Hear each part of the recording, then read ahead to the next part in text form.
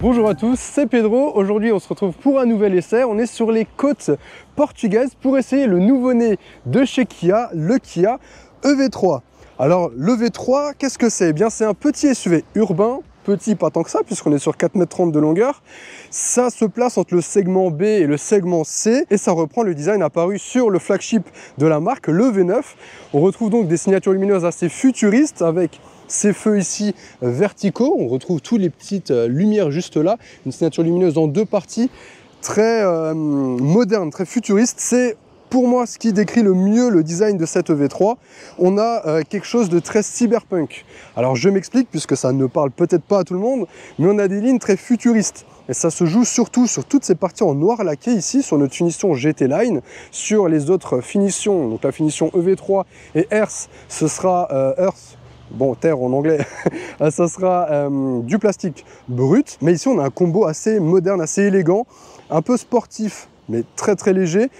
On a un bouclier totalement différent sur cette version GT Line avec une sorte de boomerang comme ça en partie basse, avec ici des ouvertures qui s'adaptent en fonction des besoins, s'il faut refroidir la batterie ou non. On a la petite caméra ici qui est très bien intégrée, le gros logo Kia et une petite barre noire ici, qui sert donc de calandre qui relie les deux optiques. Comme je vous ai dit, on est ici sur une finition GT Line, donc la finition la plus haut de gamme. On retrouve donc des jantes de 19 pouces, ça va du 17 au 19 pouces, ici quelque chose d'assez plein, avec un dessin très original, assez rectangulaire. En fait, on a pas mal de formes assez géométriques sur cette EV3. On retrouve notamment la ligne de caisse qui part du phare avant, qui rejoint l'optique arrière, en faisant une forme de trombone comme ça. Je ne sais pas si on le voit bien à la caméra, non, ici on a quelque chose qui se délimite comme ça au niveau de la porte. C'est assez original. Il faut dire que je fais attention de ne pas me casser la gueule parce que vous volez par terre, eh bien il y a pas mal de rochers, mais on a quelque chose d'assez osé. Vous avez sûrement l'habitude avec Kia et Hyundai dans ce groupe là, on ose en fait, on fait des designs assez osés qui forcément ne plairont pas à tout le monde mais qui toucheront une certaine clientèle. Moi personnellement je suis assez fan de ce style là, très cyberpunk, très futuriste. En fait, on arrive vraiment à avoir cet esprit-là avec des lignes et des parties en noir laqué qui se marient parfaitement bien avec ce vert pâle qu'on a aujourd'hui. On a également un bleu pâle, un terre battu un petit peu comme ça. C'est très très joli, on a des couleurs assez rafraîchissantes. Sur le profil, on retrouve également des poignées affleurantes avec une ouverture très très douce. C'est ce qui m'a assez surpris directement quand j'ai ouvert la voiture. C'est très doux en fait, ça fait vraiment qualitatif et on le verra que cette qualité on la retrouve également à l'intérieur. Ici on a une poignée donc cachée, également un toit ouvrant ici sur notre finition et puis à l'arrière on retrouve également ce délire un petit peu futuriste avec cette signature lumineuse en deux parties, une sur le haillon et une ici en partie latérale, toujours avec ces feux verticaux, très très sympathique. On retrouve également le boomerang juste en dessous, le logo EV3 ainsi que GT Line de l'autre côté. On a une lunette arrière assez étroite même si on garde quand même une bonne visibilité avec le balai d'essuie-glace qui est caché juste en dessous du spoiler. Au niveau du coffre, qu'est-ce que l'on a? On a un volume de chargement de 460 litres dans cette configuration là avec ici en dessous de quoi ranger encore quelques câbles, même si on peut également les ranger à l'avant dans un frunk de 25 litres. On pourrait également rabattre les sièges en 40 par 60 à l'aide des petites poignées juste là pour gagner en volume de chargement. Sous le capot, on retrouve une motorisation donc électrique, puisqu'on est sur une voiture électrique, de 204 chevaux avec 283 Nm. Ça abat le 0 à 100 en 7,5 secondes et on a deux choix de batterie en fonction de la finition et de l'autonomie que l'on souhaite. On a donc une première batterie de 58,3 kWh offrant jusqu'à 436 km d'autonomie en cycle WLTP mixte, ainsi qu'une batterie de 81,4 kWh, celle dont on dispose aujourd'hui, offrant jusqu'à 605 km d'autonomie sur les finitions EV3 et Earth, et sur cette finition GT Line, on a jusqu'à 563 km d'autonomie. Alors c'est assez étonnant d'avoir un écart aussi gros, ça doit sûrement se jouer au niveau des pneus et des tailles de roues, parce que 40 km de moins, c'est quand même beaucoup, je trouve. La recharge se fera à l'avant droit avec une prise type 2 SI qui encaisse jusqu'à 11 kW et CCS combo juste en dessous, encaissant jusqu'à 108 kW sur la petite batterie et 128 sur la grande, ce qui nous fait des recharges de 10 à 80% en 31 minutes. Je trouve ça un petit peu limite, on est sur du 400 volts, mais je trouve ça un petit peu limite en termes de puissance de charge. 128 kW pour un véhicule qui offre jusqu'à plus de 600 km d'autonomie, on aurait apprécié un petit peu plus. Enfin voilà, on va passer à l'intérieur, mais avant ça, je souhaiterais connaître votre avis sur ce design. Qu'est-ce que vous en pensez? Est-ce que vous appréciez ces modèles un petit peu osés, au design futuriste. On en voit de plus en plus sur le marché. Dites-moi tout ça en commentaire. Et puis nous, on va passer à l'intérieur. Mais avant ça, je vous invite à vous abonner à la chaîne si ce n'est pas encore le cas. Je sors un essai tous les dimanches soirs, donc n'hésitez pas à vous abonner pour ne pas le louper. Allez, on passe à l'intérieur. Alors dans l'habitacle, on n'est pas perdu, on est bien chez Kia. On a quelque chose d'assez géométrique, tout comme à l'extérieur, notamment sur ces panneaux de porte où on a des parties verticales, des parties horizontales, ça va un petit peu dans tous les sens. La planche de bord pareil, mais c'est ce qui fait l'identité de Kia. Alors je vais m'installer à bord. On va garder le bruit des vagues parce que ça fait plaisir. Alors ici on a une configuration donc GT Line avec du simili-cuir. Je suppose que c'est des matériaux recyclés. Forcément on est sur une voiture électrique qui joue beaucoup là-dessus aussi. Par contre moi ce que je voulais vous montrer c'était cet appuie-tête. Regardez-moi ça. On a l'impression d'avoir un siège de bureau. C'est très moelleux, super confortable. D'autant plus qu'on peut le coucher et dormir tout simplement dessus. Là pareil derrière on a une petite tablette un petit peu comme ça. C'est assez original, je vous montrerai ça juste après. On a des matériaux très doux, très qualitatifs. Ici, le petit GT Line. Et on a un assortiment de couleurs assez original entre les différents tons de gris, le blanc. Ici, on a du tissu sur la planche de bord. Et on a des plastiques de très bonne qualité, je trouve, notamment ceux d'ici qui sont super doux. C'est vraiment super agréable au toucher. Ça, c'est très important, hein, puisque ce sont des choses qu'on utilise et qu'on touche au quotidien dans son véhicule. Ici, on a donc cette partie en gris à lui, comme ça, avec les réglages de position des sièges, puisqu'on a des sièges électriques sur une finition. On a les volants chauffants sur 2 positions, chauffants et ventilés. Et oui, vous avez bien vu, ça fait plaisir, notamment en été. Là, je pense qu'on n'est pas, enfin, on n'est pas en été, on est en plein novembre, mais regardez-moi le soleil qu'on a et cette mer agitée. Oh là là. Ça dépayse, hein, vraiment. Ça fait plaisir de vous partager tout ça. On en retrouve un volant, lui aussi gris et blanc. On a une très bonne association des couleurs, je trouve que c'est assez sympa. Assez original, on a le Drive Mode ici, donc pour changer les modes de conduite. On a donc Sport, My Drive, donc qui est personnalisable, un mode neige, un mode éco et un mode normal. On va se remettre en éco. Hop. Ici, on a donc la gestion des aides à la conduite, puisqu'on a la conduite semi-autonome de niveau 2. Ici, du multimédia, tout simplement, avec un bouton personnalisable. Si maintenant je reste appuyé, je vais pouvoir choisir ce que je souhaite mettre. Donc ça, c'est assez sympathique. On a exactement la même chose ici, avec ces boutons tactiles. Et petite spécificité, mais en fait, on a 3 écrans. 12,3 pouces ici, 12,3 pouces pour le combiné numérique. Et ici, on a un tout petit écran pour la climatisation. Ça, c'est super ingénieux, je trouve, parce que ça nous permet de dissocier. Par exemple, maintenant, si on a le GPS ici, on va quand même pouvoir régler la climatisation sans changer d'écran. D'autant plus qu'on a les réglages les plus classiques ici, donc de température ainsi que de ventilation juste là. Ici, on a les modes commandes principales qui sont encore en physique. Et ça, c'est un très bon point. On a le volume juste là, des boutons tactiles, comme je vous disais. Donc, pour revenir au menu, donc on retrouve le système d'infodivertissement de Kia et Hyundai qui est très bon, super fluide, ergonomique, très moderne, très design. C'est super agréable. Ici, on pourra personnaliser également les affichages. Je ne sais plus trop comment c'est par contre parce que je ne l'ai pas encore trop roulé. Voilà, ici, on a donc différentes choses au centre. Et j'ai noté que lorsqu'on a le GPS juste là, eh bien, on peut changer ici, hein. On peut avoir un autre raccourci. On peut même avoir la caméra. Voilà, même en roulant à haute allure, c'est assez rigolo. On a les consommations, etc. Autrement, on a une présentation assez moderne, un éclairage d'ambiance juste là. On pourra changer la couleur. On en a également juste ici, ainsi que dans les bacs de porte. Le sélecteur de vitesse ici, les petites palettes pour régler la régénération sur différents niveaux, etc. C'est vraiment bien réalisé, c'est assez ergonomique. Et ça, eh bien, ça fait plaisir. Et en plus de ça, on a des boutons avec un feeling très qualitatif. Le clic est sourd, ça peut paraître détail pour certaines personnes, mais je trouve ça assez important. Et j'ai déjà essayé des voitures beaucoup plus chères où ces clics étaient assez sonores et je trouve ça un petit peu désagréable.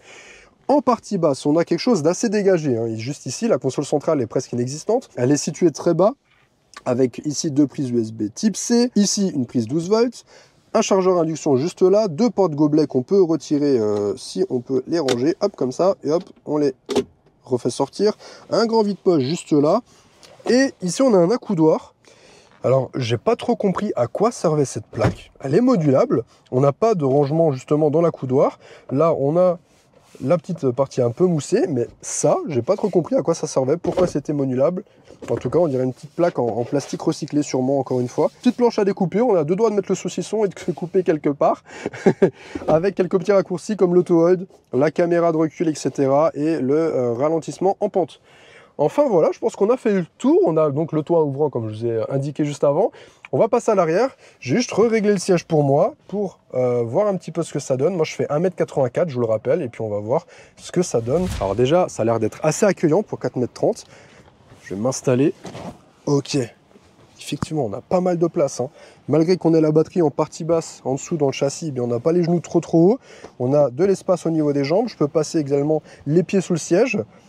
C'est vraiment pas mal, hein. On a un dossier qui est très penché par contre. Est-ce qu'on peut le régler?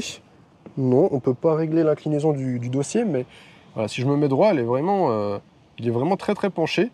Comme je vous disais, hein, ici, ces appuis-têtes en filet comme ça, super confortable avec cette petite partie ici toujours en tissu. C'est super qualitatif en fait.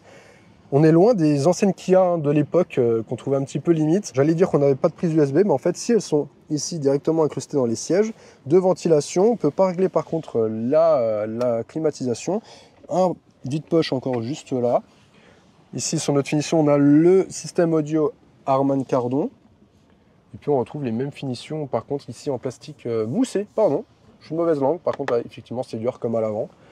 Mais on est très bien installé. La banquette est assez moelleuse. On a également un petit accoudoir ici, avec 2 porte-gobelets. Pas de trappe à ski. On ne pourra pas partir en ski en famille. Et on a une garde-toit, hein, qui est très très bonne. Et même si je ferme, ouais, c'est un poil sombre, par contre. Un poil sombre, mais on a une bonne visibilité sur l'avant. On a également une prise 250 volts ici sous le siège, qui peut s'avérer pratique lorsqu'on part en voyage. Puis on a même les sièges chauffants à l'arrière sur 3 niveaux. Là, on est vraiment bien pour faire de la route. Même avec mon 1,84 m, eh bien, je rentre parfaitement bien et on est vraiment bien installé. Eh bien écoutez, on va à présent aller faire un petit tour sur la route. Je vais vous donner mon ressenti derrière le volant. On se retrouve donc le lendemain au volant. Aujourd'hui, on a une autre version. On a la finition Earth, donc le milieu de gamme. On a donc un intérieur un petit peu différent. On perd ces parties plus claires pour du tout gris, un peu plus fade. J'aime un peu moins, mais ça c'est les goûts et les couleurs. On a un autre volant également. Alors là, on est sur l'autoroute, mais hier, j'ai fait pas mal de parties sur la départementale, en bord de mer, etc., sur des routes un petit peu dégradées. Et j'ai constaté que cette EV3 est très confortable. Pourtant, on n'a pas de suspension pilotée. On a des simples suspensions, ou presque, comme un système 2 en 1. En fait, il va capter si la route est dégradée, il va se mettre sur un mode, et si la route n'est pas dégradée ou est plus smooth, etc., il va se mettre sur un autre mode. Donc en fait, il va adapter la fermeté en fonction de la route et de ce que captent les suspensions. Alors c'est sûrement très mal expliqué, j'avoue que j'ai pas le terme, mais en tout cas, sans que ce soit des suspensions pilotées, eh bien, ça fait super bien le travail, ça absorbe vraiment bien les petites déformations. Sur des plus grosses, par exemple des bouches d'égout, des choses comme ça, ça tape un peu plus, mais c'est pas inconfortable pour autant. C'est une voiture assez polyvalente au final, parce que certes, elle va se montrer assez efficace en ville, puisqu'on a quand même un gabarit assez compact, ça reste un SUV urbain, ça se débrouillera bien, on a un bon angle de braquage, et pour autant, ça se débrouillera super bien également sur des longs trajets, puisqu'on a une très grande batterie, avec une autonomie allant jusqu'à 605 km, comme je vous ai dit. Donc ça permettra quand même de sortir de la ville, de partir en vacances, de planifier son trajet avec le GPS, etc., qui va s'adapter en temps réel. Là, on est à 95% de batterie, ça nous affiche encore 524 km ou 303 sur autoroute. Là, on arrive par exemple sur un péage, donc je vais pouvoir régler la régénération sur 3 niveaux. Donc on a les petites palettes pour ça, et là vous pouvez voir que là je viens d'activer le mode 3, et là on freine vraiment fort. Donc on a 3 niveaux, ou alors si je reste appuyé, on a le mode auto. Et si on le met en automatique, eh bien ça va déjà s'adapter en fonction des besoins et aussi en fonction du GPS. C'est-à-dire que s'il détecte un rond-point, eh bien il va ralentir automatiquement en fonction. Donc ça c'est vraiment bien géré pour le coup, c'est assez bien pensé. Et on a aussi un mode one pedal. Alors le mode one pedal, on l'active avec la palette de gauche en restant appuyé 1 seconde. Et là ça nous permettra donc de rouler en one pedal sur 3 niveaux également. Donc on a 3 niveaux de puissance. Et ça je trouve ça assez pratique honnêtement, parce que des fois les one pedal sont assez puissants et désagréable à l'utilisation. Là on pourra gérer selon nos besoins et nos envies. Au niveau de la sonorisation, c'est plutôt bon, on a du double vitrage. Est-ce que sur cette version on en a également? Oui, donc ça c'est cool, c'est assez bien insonorisé. Là on est à 100, 110, hier on a fait du 110, du 120 et c'était pas désagréable pour autant. Quelque chose que j'aime bien chez Kia et Hyundai, c'est qu'on a les angles morts directement. Par exemple là il y a une voiture qui arrive, je mets le clignotant, et bien déjà on me dit qu'on ne peut pas, que je peux pas, et en plus on a la caméra qui s'active sur l'écran qui nous montre ce qui se passe sur le côté. Donc ça c'est vraiment intéressant. Par contre, il faut qu'on en parle, des bip bip partout.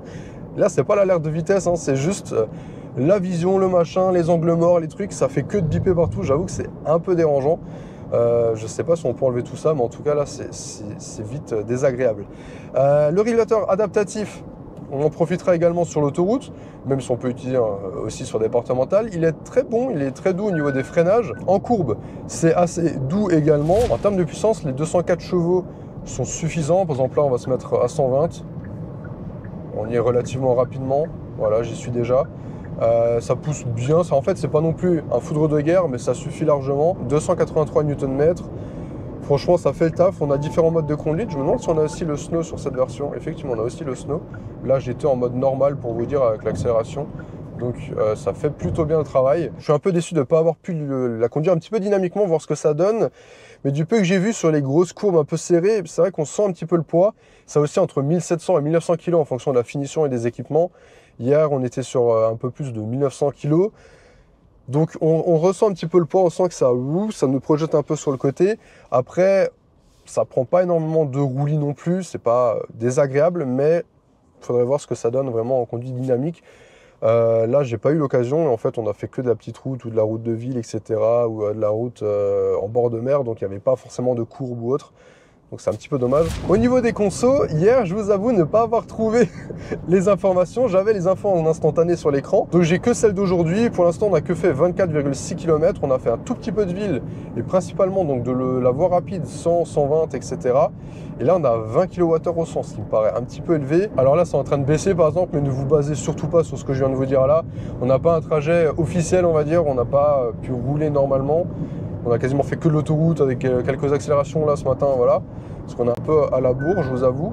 Donc voilà, donc vous basez pas là-dessus. Il faudrait voir sur un essai longue durée pour avoir des consommations un petit peu plus réelles et voir ce que ça peut donner. Au niveau des tarifs, cette EV3 débute à partir de 35 990 €, donc avec la petite batterie en finition entrée de gamme.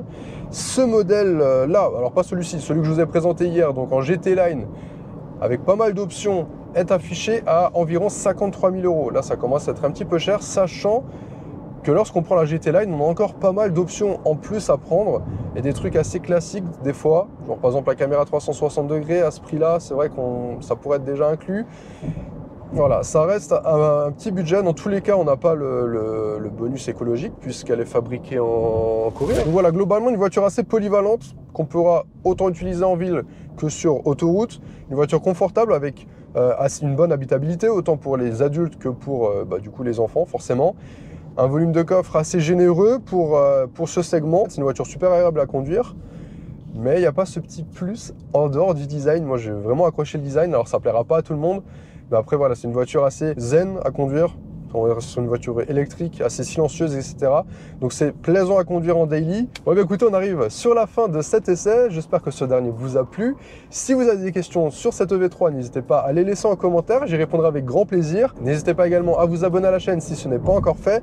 Je sors un essai tous les dimanches soirs. Donc, si vous ne souhaitez pas les louper, vous savez ce qu'il vous reste à faire. En attendant, je vous dis à très bientôt pour de prochaines vidéos. Allez, salut!